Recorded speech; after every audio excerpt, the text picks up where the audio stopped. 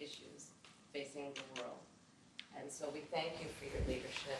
You have been particularly, I say with full compliment, ambitious.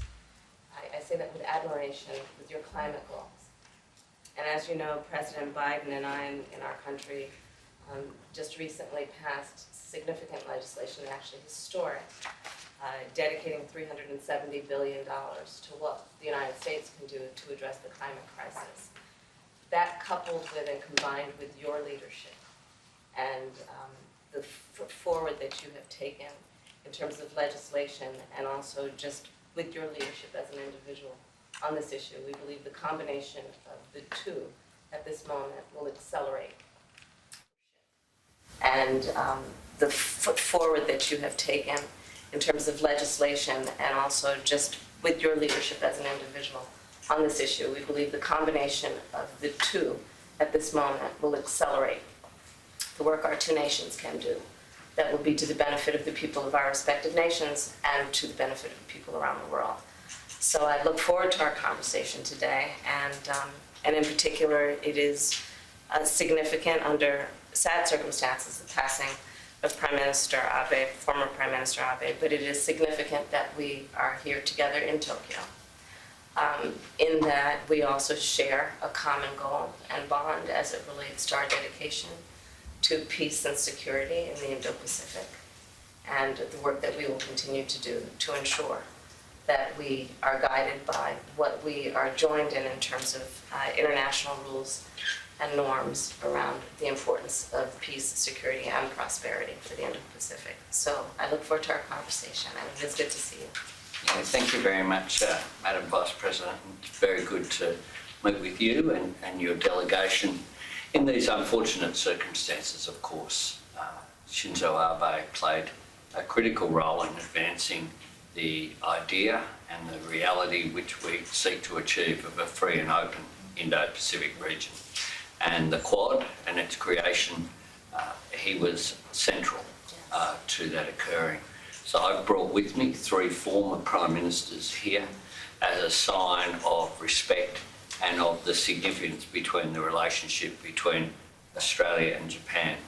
But of course the relationship between Australia and the United States has been extraordinarily significant. I'm proud that my party, I think we can trace the alliance back to 1941 under Prime Minister John Curtin, when Australia turned to the United States.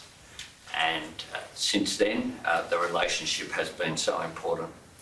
And I think it is significant that you and I are here in Japan as well, and that Prime Minister Modi will also be attending the memorial service today, because the Quad Leaders meeting is so important for us. That's why I was very pleased to meet with President Biden. He was somewhat surprised that under our system we could have an election on Saturday and I could arrive in Tokyo on Monday as the new Prime Minister.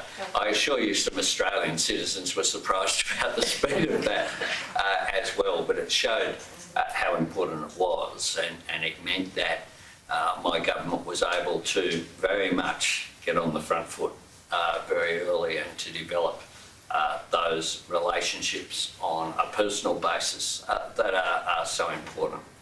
And going forward, can I congratulate you on the passing of the Inflation Reduction Act.